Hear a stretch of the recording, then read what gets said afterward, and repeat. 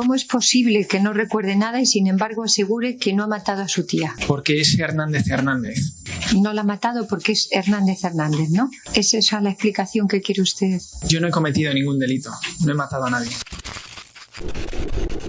Hola, ¿qué tal? Bienvenidos un día más a True Crime, la huella del crimen. En el episodio de hoy vamos a sumergirnos en un caso perturbador que seguramente muchos de vosotros recordaréis. Me estoy refiriendo a los asesinatos cometidos por el descuartizador de Majadahonda. Un relato que combina desapariciones inquietantes, mentiras cuidadosamente tejidas y el hallazgo macabro de restos humanos en un escenario que parecía sacado de una película de terror. ¿Quién era el hombre que se escondía detrás de estos crímenes? ¿Qué motivaciones lo llevaron a cometer tales atrocidades? Y lo más inquietante, ¿cómo logró ocultar su oscuro secreto durante tanto tiempo? Un caso que lo tiene absolutamente todo. Así actuaba Bruno Hernández Vega, la persona que se escondía detrás de ese apodo por el que pasó a ser conocido en los medios de comunicación. El 6 de abril de 2015, un ciudadano argentino, Eduardo, denunció en España la desaparición de su hermana, Adriana Beatriz Lloyosa. Pese a que había recibido mensajes suyos a través del móvil, no pudo hablar con ella por vía telefónica y eso le extrañó, por lo que decidió viajar a la península. Una vez aquí, descubrió que Adriana había dejado su trabajo de una forma un tanto extraña, y es que lo comunicó mediante unas notas que fueron depositadas por debajo de la puerta en la hamburguesería en la que estaba contratada. Eduardo tenía claro que su hermana nunca habría abandonado así su trabajo, y fue por ese motivo que decidió poner su desaparición en manos de las autoridades. Y lo peor estaba por venir. Los agentes de la Guardia Civil acudieron entonces al lugar en el que residía la mujer y durante el registro del domicilio, situado en Majadahonda, encontraron en el sótano un hacha, varias sierras radiales, cuchillos de carnicero, de caza y una picadora de carne. Uno de los guardias que tuvo que registrar el domicilio definiría así aquella visita en la vista oral. Cuando entramos allí, el olor a sangre y a carne era evidente. Además de las mencionadas armas halladas, los agentes encontraron restos humanos. La entonces delegada del Gobierno de la Comunidad de Madrid, Concepción Dancausa, explicó en una rueda de prensa celebrada el 24 de abril de 2015 que los análisis realizados por el Departamento de Criminalística confirmaron que había dos ADNs diferentes.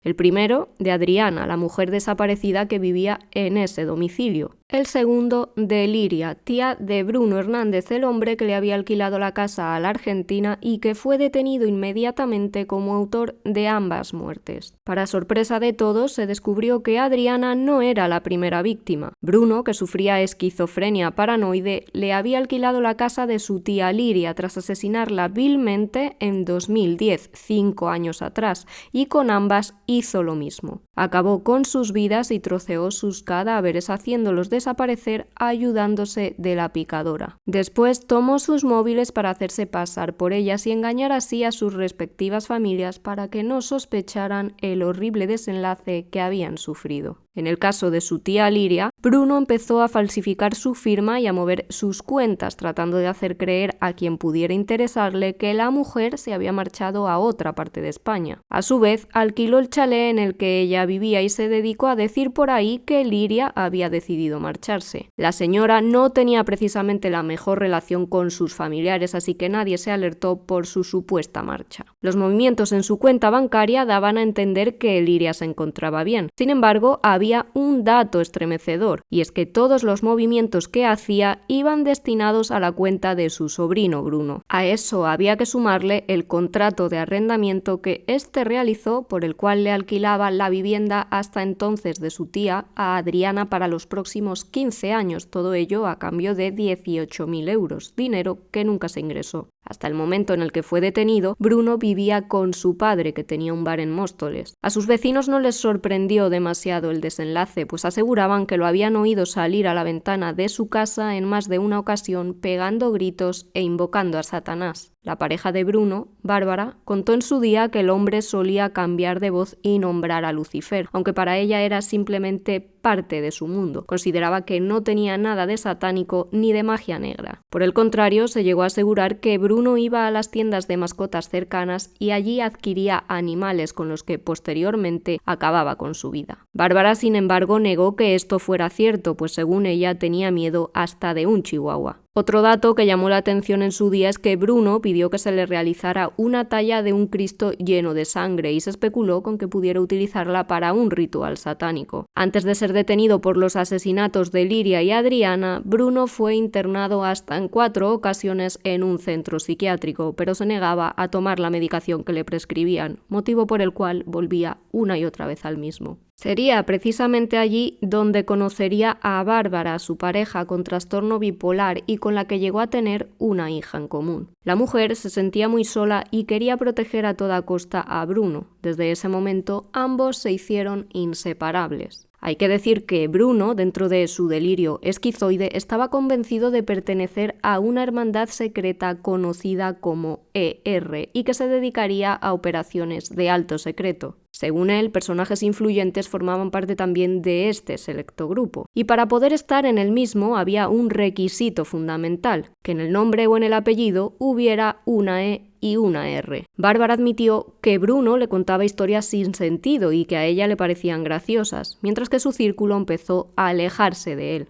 Reveló que para Bruno ella no era Bárbara, sino Verónica, ya que su nombre real no tenía una E y una R, por lo que no entraba en su mundo, en esa sociedad secreta. ¿Qué es la hermandad de la E y la R? Pues hay personas como Jean-Claude Juncker, creo que es el presidente de la Eurocámara, Esperanza Aguirre, la presidenta de la Comunidad de Madrid. Si podéis apreciar, la R y la E también lo tiene la palabra presidente. Silvio Berlusconi, David Cameron, Theresa May, son personas que están en el gobierno también tiene la E y la R. Si me esfuerzo seguro que puedo recordarlo, entre otros muchos como los Rockefeller o la palabra dinero, internet, pues son muchas... hay muchas personas interesantes de interés general que, como podéis observar, también tiene la E y la R. ¿La picadora es Braver? Si es así, ¿pertenece a la hermandad? No lo sé, no lo recuerdo. Pues eran los superpropietarios de Tintín, una serie de Hernández y Fernández.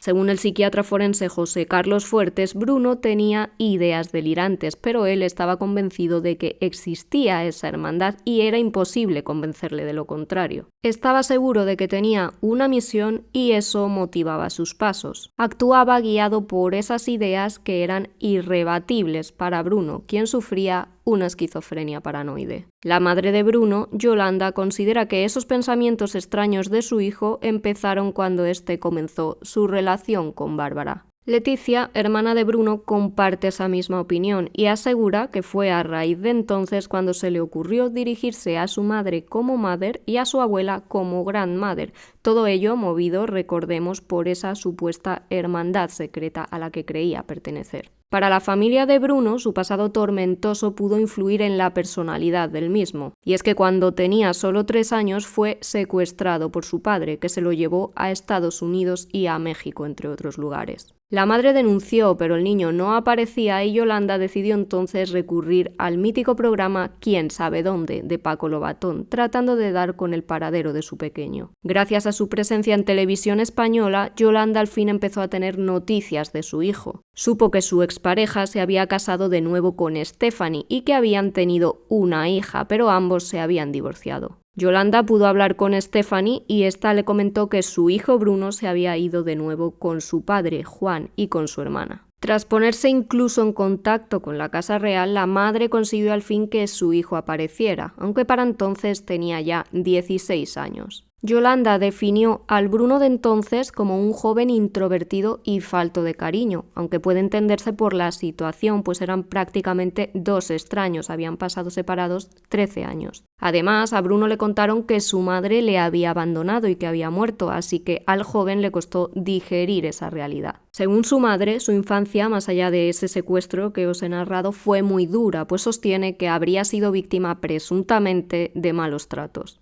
Su hermana Leticia asegura que Bruno era una persona muy miedosa y que tenía muchas fobias. Por ejemplo, no quería que ella o su madre entraran solas a un restaurante chino o a un bazar porque creía que podrían envenenarlas o usarlas incluso como alimento. También le daba pánico salir por la noche y tenía fobia a los perros, pues temía que le mordieran y le hicieran daño. El comportamiento de Bruno cada vez era más extraño, un síntoma de que podía sufrir una enfermedad mental. Empezó a sufrir trastornos obsesivos compulsivos. Le daban miedo los gérmenes, las bacterias y se obsesionó con la limpieza hasta tal punto de llegar a perder el contacto con la realidad. Dilucidar, por tanto, si Bruno era consciente de lo que hacía cuando asesinó a Liria y Adriana sería, por tanto, clave en el juicio. El hecho de que el hombre hiciera creer a las familias de sus víctimas que ambas estaban vivas demostraría que sabía perfectamente lo que estaba haciendo. En el ordenador personal de Bruno, además, la Guardia Civil halló contenido en el que quedaba claro que había buscado trituradoras, pozos e incluso fosas sépticas antes de cometer los crímenes, con lo cual se puede inferir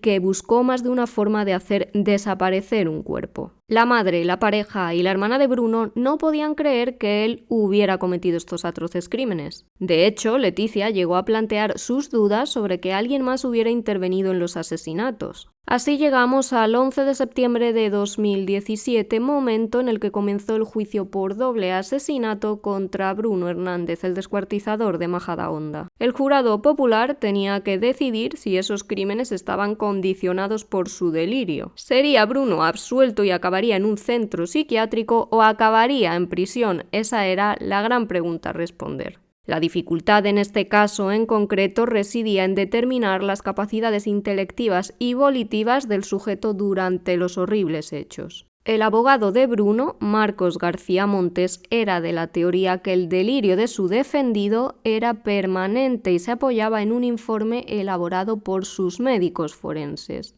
Según estos expertos, los que poseen esta enfermedad no tienen espacios en los que estén conscientes o inconscientes. Durante las sesiones se supo que Bruno había intentado borrar toda huella que llevara a pensar que él había acabado con la vida de Adriana y Liria. Prueba de ello, por ejemplo, la nota mecanografiada con la que éste había tratado de hacer creer a los dueños de la hamburguesería en la que la argentina trabajaba que ésta había dejado su empleo. Esta nota denotaría que había planificación y lleva a pensar que no estaríamos ante una enajenación transitoria. Bruno siempre dijo a su madre que le estaban acusando por algo que él no había hecho, así que la teoría de Yolanda es que su hijo estaba encubriendo a alguien por miedo. El 12 de septiembre, Bruno declaró en el juicio. Le preguntaron cuándo vio a su tía Liria por última vez y dijo que no se acordaba porque hacía mucho tiempo. Cuestionado sobre si la acompañó a la notaría para que éste pudiera alquilarle posteriormente el domicilio a Adriana, dijo que tampoco lo recordaba. Para el doctor Fuertes es difícil de creer porque la esquizofrenia no produce amnesia selectiva. Es decir, este enfermo es consciente de sus actos. Lo que pasa es que las explicaciones que da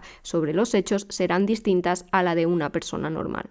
Bruno esquivó las preguntas del fiscal y la acusación particular, pero sí respondió a las que le hizo su defensa y que iban encaminadas a demostrar su incapacidad mental. Habló largo y tendido, por ejemplo, de la hermandad de la E y la R. Dijo que a ella pertenecían personas como Esperanza Aguirre, Silvio Berlusconi, David Cameron o Theresa May, y enumeró un sinfín de empresas que también contenían estas letras. Bruno señaló que cooperaba con gobiernos y que actualmente trabajaba en el Ministerio del Interior. No he matado a nadie, no he hecho nada ilegal, no he cometido ningún delito. Lo único que sé es que estoy fuertemente medicado y que me interesan la E y la R, declaró. Tras 2 semanas, el jurado se retiró para dar su veredicto y Bruno fue declarado culpable de 2 delitos de homicidio, estafa continuada, falsedad documental y tenencia ilícita de armas, por lo que fue condenado a 27 años de cárcel. Para tomar esta decisión, los integrantes del jurado tuvieron en cuenta el hecho de que el hombre había tenido mucha lucidez para lucrarse de los asesinatos. Movió dinero de la cuenta de su tía para enriquecerse,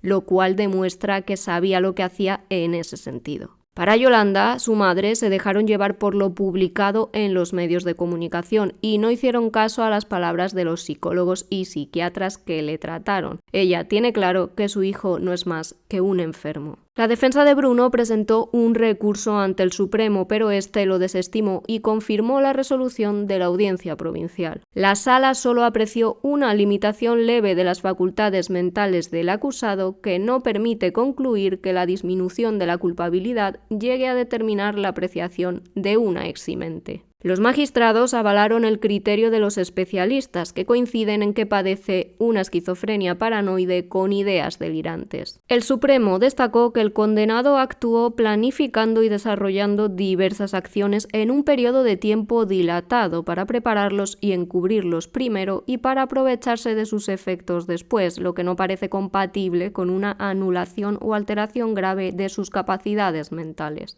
Un caso con 2 víctimas, Liria, que murió asesinada en 2010, y Adriana, que corrió la misma suerte en 2015. Y un asesino, Bruno, el descuartizador de Majadahonda, que para ojos de la justicia era plenamente consciente de sus actos pese a sufrir esquizofrenia paranoide. 2 asesinatos que marcaron a la sociedad española y que nos hace pensar en las enfermedades mentales y hasta qué punto una persona que las sufre es consciente de sus actos.